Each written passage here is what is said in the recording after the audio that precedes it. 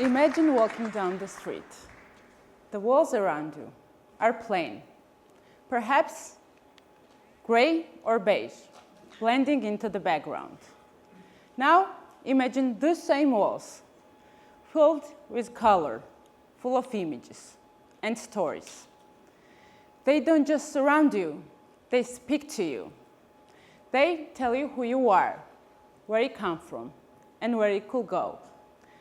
This is the power of street art. It doesn't just change spaces, it changes minds. My name is Musya Qeburia, and I'm proud to be the first female Georgian street artist. Over the decade, I've painted walls around the world, but my journey has started with one simple belief, that art is more than decoration. It's a tool for storytelling, transformation, and connection. Street art has a unique role, unlike art in galleries and museums, which are limited to certain people, treated as exclusive, and sometimes even requires payment to be seen and appreciated. Street art is for everyone. For the person rushing to work, for the child walking to school, for the tourist exploring unfamiliar places.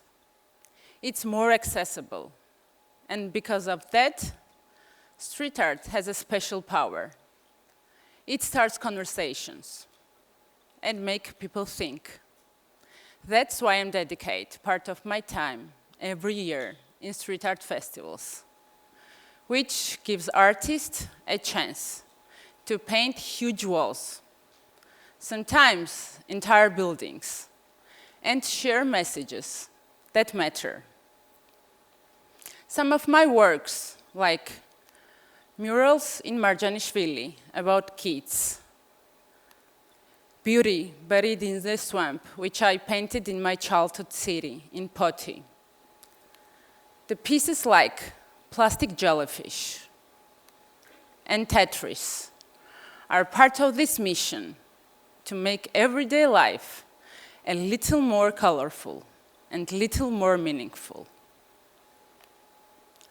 Street art doesn't just celebrate culture, it can challenge society's rules too. 10 years ago, Georgia had very strict drug laws. Police will stop people in the street and take them into the drug testing.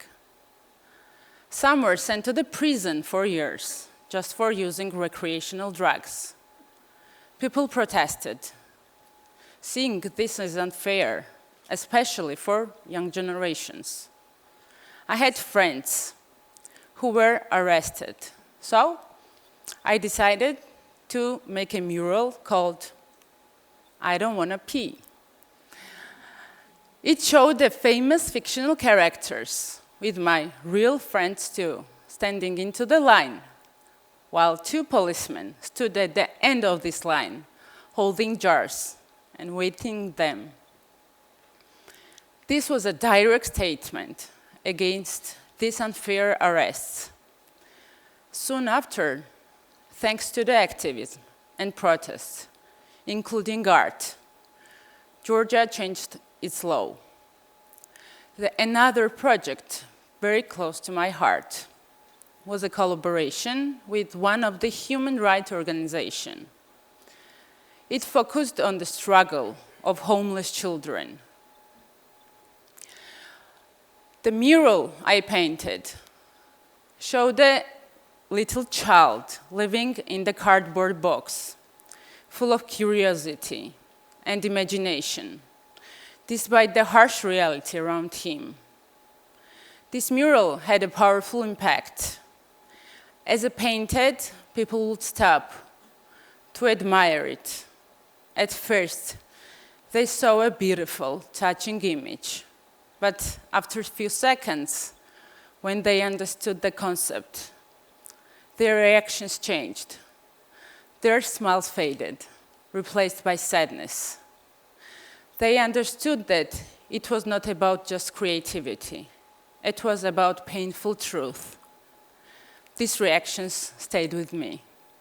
It showed me how art can change and open people's eyes. It doesn't just decorate walls. It tells stories, sparks emotions, and makes people think. And while this issue is really deeply personal to my country, it's not just our. Homeless children exist everywhere. And this mural was a reminder that this is a problem many nations share. Art cannot solve the problem on its own, but it can make them impossible to ignore. And sometimes, that's where real change begins. My journey has opened doors to a global collaborations, blending the visions of a major brands with my cultural roots, but it's not always easy.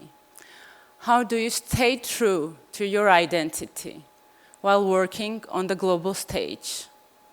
The answer lies in storytelling. Whether I'm designing a mural showing historic figures, using elements from the famous Georgian artists, our unique alphabet, or going back to 1,000 years of winemaking, I'm always trying to bring my culture into the story. As I look ahead, I see street art evolving, becoming more interactive, more impactful, more inclusive. Currently, I'm working on the project to bring art therapy into my practice. I want to create the space where people don't just observe art, but participate in it, where they can heal, reflect, and grow. Because every child, at some point, paints and draws.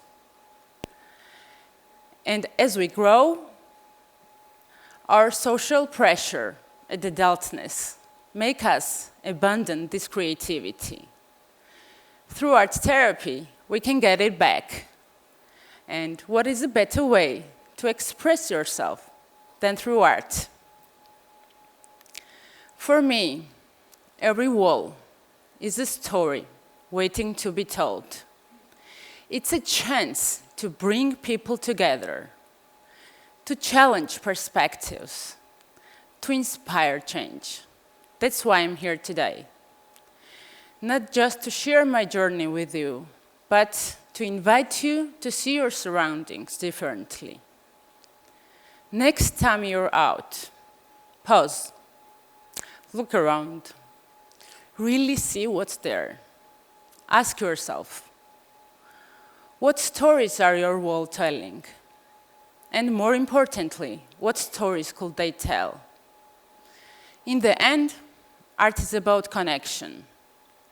It's about finding common ground in the most unexpected places. And it's about leaving the world a little more colorful, a little more thoughtful, and a little more inspired than we found it. Thank you.